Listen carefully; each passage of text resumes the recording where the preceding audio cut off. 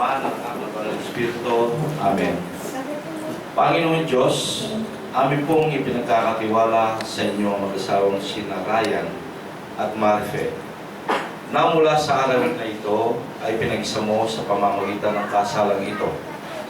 Hinihingi po namin ang patnubay ninyo para masunod nila ang mga kautusan na itinakda sa mag-asawa.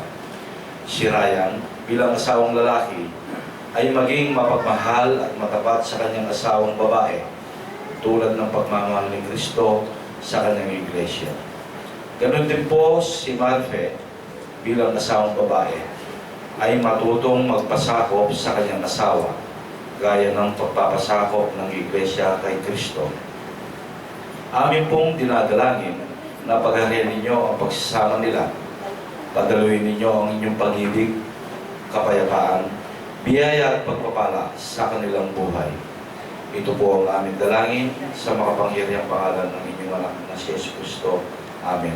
Sa ngalan ng Ama ng Espiritu.